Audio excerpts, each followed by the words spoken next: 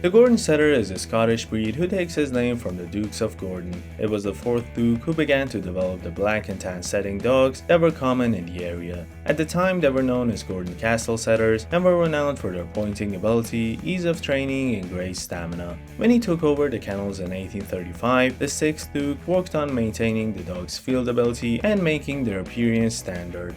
Gordons were imported by Americans George Blunt and Daniel Webster in 1842, and the dogs were recognized by the American Kennel Club in 1884, making them one of the original AKC breeds. Today, the Gordon appeals to a special subset of hunters and dog lovers who appreciate him for his noble good looks, scenting ability, and mild manners. He ranks 98th among the breeds registered by the AKC.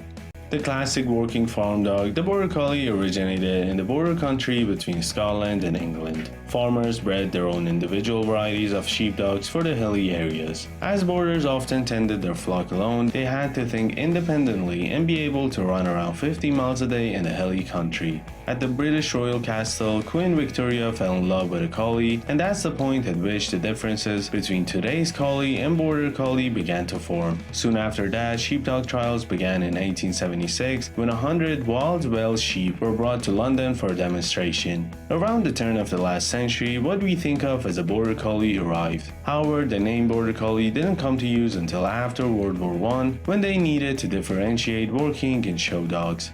Gordons are attentive and lively with agreeable dispositions. They are loyal to their family and wary of strangers, both characteristics that make them excellent watchdogs. If you introduce your Gordon to someone, he'll accept their attention but isn't likely to seek it out. A Gordon should never be shy or aggressive towards people, but he may be aggressive towards other dogs. He can learn to get along well with cats if he's raised with them since puppyhood, but he may view outdoor animals as prey. With children, the Gordon is a good friend, especially if he's raised with them. If a Gordon doesn't like the way a child is playing with him, he's apt to just walk away. A young Gordon may be too rambunctious for a toddler though. The Gordon should be calm and quiet in the household, that is until he sees you pulling out your shotgun for hunting or the leash for a walk. He has a high activity level, and a daily walk or run of at least 1 hour, which can be broken up into two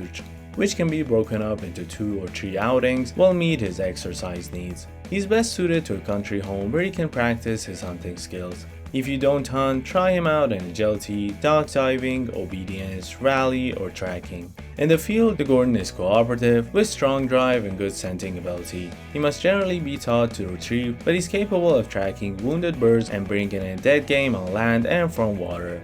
He often ranges out when he's hunting, but he's usually good about checking back in. This is an intelligent dog who is moderately trainable. He responds best to patient, gentle handling. Before we continue, please consider hitting that like and subscribe button, as it would mean a lot. Thanks. Borders will hear anything. The family, the kids playing in the yard, ducklings, or a bag of apples you've just dropped. Be aware that he will herd or chase after cars and bicycles. He'll also follow you around the house unceasingly. Borders form tight bonds with their family and want to be with them every second they can. A Border Collie can excel at any performance activity: sheep herding, agility, obedience, flyball, freestyle, and frisbee. The Border can do search and rescue work, and his drive, ease of training, and desire to please often put him at the top of the list for serious competitors in dog sports. Border Collies can focus like nobody's business. One feature of the Border Collie is its use of eye, a hypnotic stare that compels sheep to move and turn. The eye is actually a measure of how much the Border Collie can concentrate on the sheep. A Border will have no problem using it on you to get what he wants. Borders tend to have many seemingly compulsive behaviors, such as chasing bugs, waiting for a cat to wake up, or waiting for the dishwasher cycle to end. It can seem like Borders are a little crazy. Border owners find this kind of thing amusing and take it in stride. However, chasing lights and shadows can be a true compulsive behavior, one about which studies are conducted.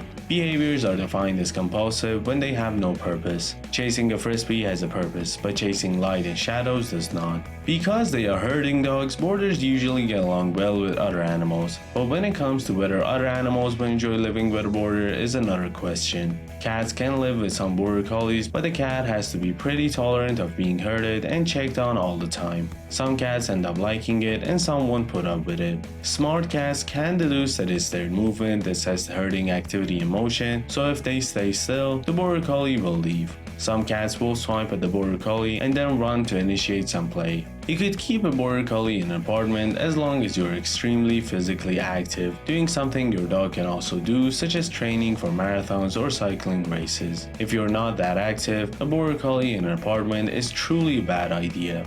Gordon setters can be affected by certain health problems. The most common orthopedic conditions are hip and elbow dysplasia, and an eye disease called progressive retinal atrophy is a potential concern too. Hypothyroidism may affect the Gordon. It's a common hormonal disease in dogs in which the thyroid gland doesn't produce enough thyroxine. Cancers such as fibrosarcoma are also seen in the breed.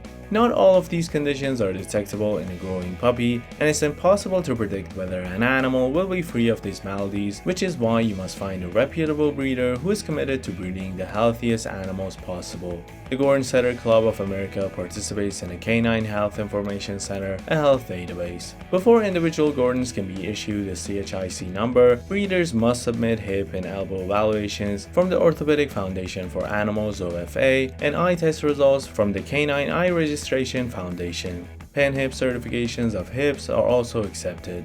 The Border Collie can develop certain health problems. Here's a brief rundown of what you should know. A spectacularly hardy dog, the Border Collie nonetheless can be affected by some genetic diseases. One of these is hip dysplasia, a genetic malformation of the hip socket. Dogs with hip dysplasia may appear perfectly normal, but because the head of the thigh bone doesn't fit properly into the hip socket, over time the bone begins to wear away. This constant inflammation leads to arthritis. Mild cases can be managed for a time with pain medication, but severe cases may require expensive surgical repair in form of a total hip replacement. Untreated, the dog will suffer pain and lameness. Border Collies are also affected by Collie eye anomaly, a group of eye disorders ranging from minor to serious. They are present at birth and may be detected in puppies as early as 5 to 8 weeks of age. Fortunately, there's a genetic test to determine if a dog is clear of CEA or carries it.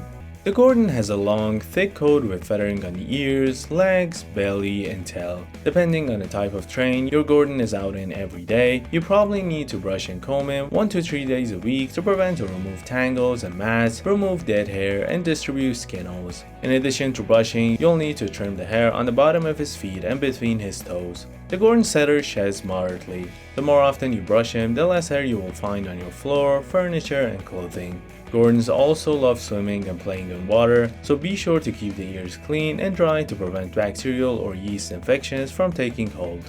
The Border Collie has a double coat that comes in 2 types. One is short and smooth, sometimes with a bit of feathering on the front legs. The other, known as the rough coat, is medium to long with hair that is flat or slightly wavy. Either way, expect to brush a Border Collie once or twice a week to remove dead hair and keep shedding to a minimum. Otherwise, just keep his ears clean and bathe him if he gets dirty. The rest is basic care. Trim the nails as needed, usually once a month, and good dental hygiene is important, so brush the teeth frequently for good overall health and fresh breath. Check the ears weekly for dirt, redness, or a bad odor that can indicate an infection. If the ears look dirty, wipe them out with a cotton ball dampened with a gentle ear cleaner recommended by a veterinarian. It's best to introduce your dog to grooming at an early age so he will accept it gracefully. Alright guys, which one do you think you'll get? Tell me down in the comments.